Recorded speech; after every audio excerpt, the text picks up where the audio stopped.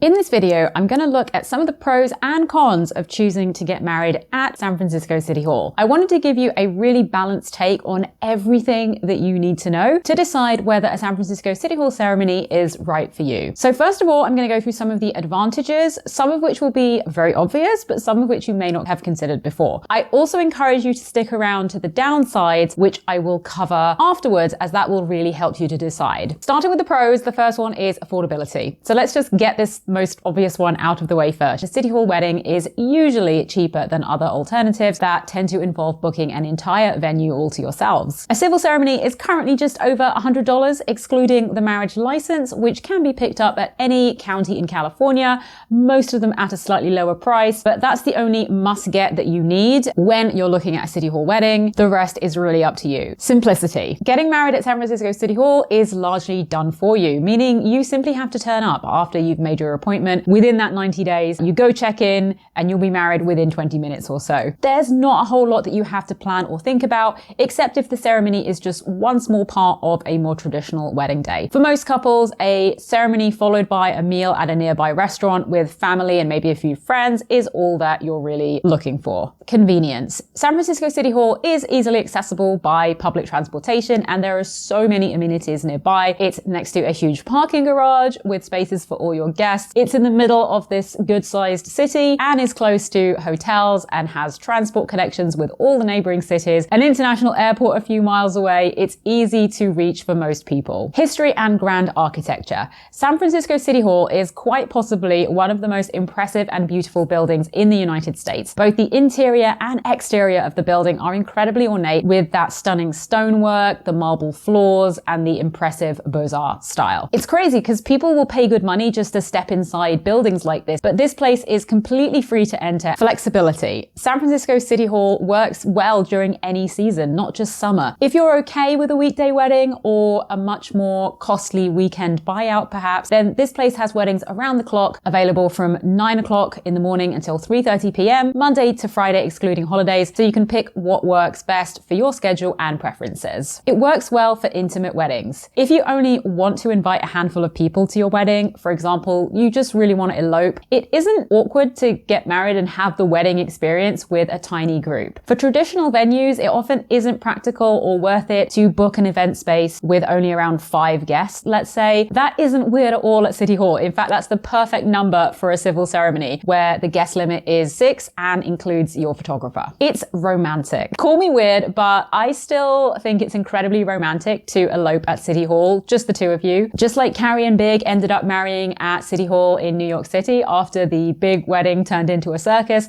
there is something powerful about stripping a wedding down to its bare essence and avoiding getting caught up in all the mindless trimmings and trappings that a big wedding can spiral into. Plus, with San Francisco on your doorstep, it can be an incredibly romantic experience to step into a cool nighttime soiree at an elegant cocktail bar, or have the special experience of getting timeless photos taken right under the Golden Gate Bridge. It works well in any weather. It is an indoor venue, which has pluses and minuses, but here are the pluses. No matter what the weather, you will be comfortable inside the temperature-controlled building. If you're worried about rain ruining your ceremony, that's not really a concern here. Sure, it's significantly darker on those overcast rainy days, but rain doesn't really ruin your ceremony. Now we're going to talk about some of the downsides, the cons, the disadvantages to getting married at San Francisco City Hall. It is impersonal. While there are a few things you can do to personalize your experience of getting married there, it remains a largely practical yet impersonal option. It does have something of a conveyor belt feel, where you wait in a hallway for other couples. The feeling of waiting in that corridor after you've checked in is definitely not dissimilar to waiting in line at the DMV. It's very quick. Some might say too quick. The civil ceremonies only last for around 3 to 4 minutes, and it will be even quicker if you choose not to exchange rings. There is a set script for the deputy marriage commissioners, the officiants, to follow. Some will embellish it with wise words and include a little welcome to the guests. Others tend to stick to the script. If you wanted a more thoughtful ceremony, then a private ceremony rental, so the 1-hour rental of either the 4th floor North Gallery or the Mayor's Balcony, will likely be a better fit. Lack of control. You have little control over the ceremony space or the overall experience. There is a lot more control with the private ceremony that I mentioned,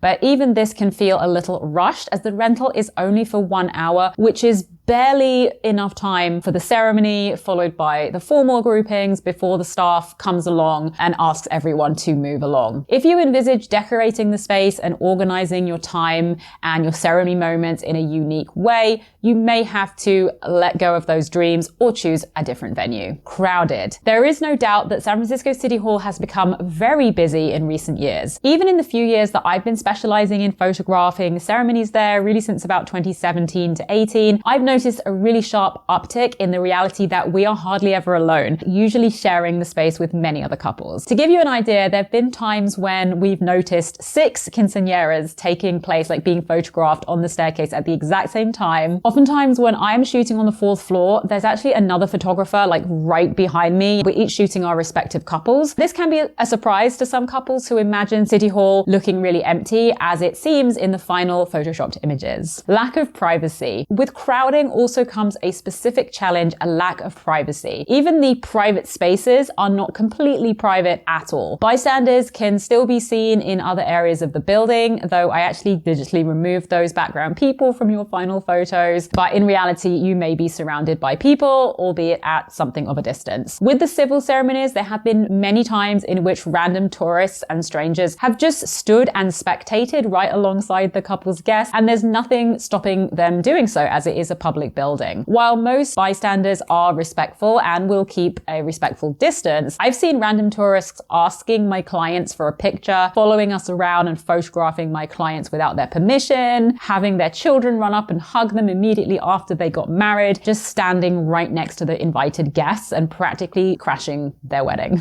It's loud. With all the hustle and bustle, it gets loud and sometimes a bit rowdy. I've had more than one client who got very overstimulated in such an environment. One bride felt very faint during her time within the building and had to take a breather in the restroom for a little while. While this isn't particularly common, it does come down to knowing yourself. If you're someone that gets easily overwhelmed, feels anxiety around crowds of people, or sudden eruptions of cheering and noise, this environment may feel quite uncomfortable. Random events can happen at any time. With this being a busy public building, you have to be prepared that the day you choose may randomly have any number of things taking place that you will not find out about in advance. These are some of the things that I've seen while shooting weddings at San Francisco City Hall. Gala event setup, so chairs and tables being set up on the ground floor, protests, both inside and outside the building, the staircase being closed, this has happened several times due to an event setup or filming, lighting rigs and or filming and projection equipment on every floor, press conferences either on the mayor's balcony, the grand staircase, or the front steps outside, large groups of tourists being dropped off, busloads of school children on field trips,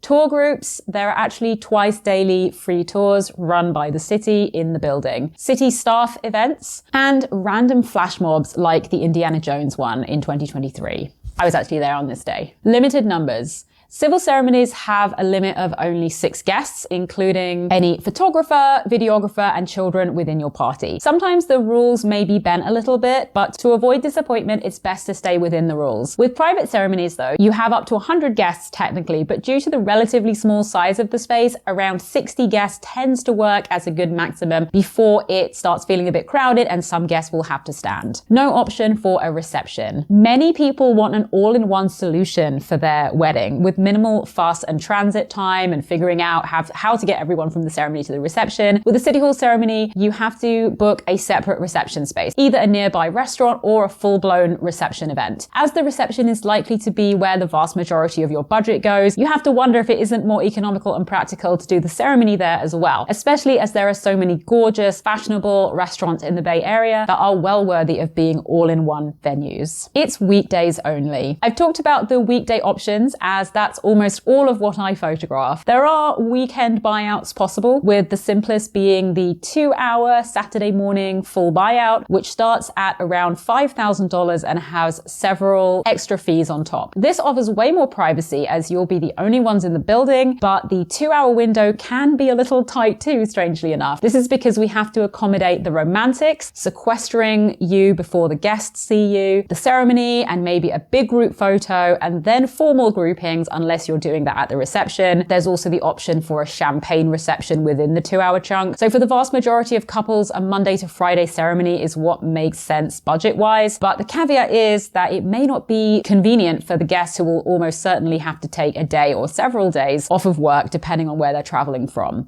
For many couples, a weekend wedding is simply more convenient. It's traditional for a reason. So you will have to look at how having a weekday wedding affects your work schedule and those of your loved ones. It's an indoor venue. The plus side of this we've already talked about, but the downside of it being an indoor venue is that your wedding photos won't be taken in outdoor natural light if you opt for just the base package with me only. Indoor light creates a color cast on our skin, so you'll be bathed in a kind of yellowish glow, which is not present when photographing in beautiful, neutral colored natural light. Obviously, everything within our power is done to make that light look very natural and very flattering. For more flattering photos without that grain and noise that you can get indoors, consider adding on some time for outdoor photos. It's a chaotic area of a busy city. I can't really not mention this one, even though it is a bit of a bummer to have to talk about. While being in the middle of a busy area definitely has its benefits, the downside is it can be a rather chaotic area for those that are skittish or worried about crime, and being located so close to the Tenderloin, an area of San Francisco that is known for its homeless problem. The areas surrounding San Francisco City Hall and the Civic Center definitely have more than their fair share of crime. I've definitely experienced being hassled a couple of times when I was out shooting with LGBTQ plus couples, which is so infuriating, but there are people with mental health issues that hang around in the vicinity. I will say though that there is very good security on hand at City Hall. When you're inside the building, you're unlikely to experience a problem with being hassled there. If you are still interested in learning more about my services, photographing weddings at San Francisco City Hall and shooting weddings all over the Bay Area if you decide to get married somewhere else, check out the link in the description.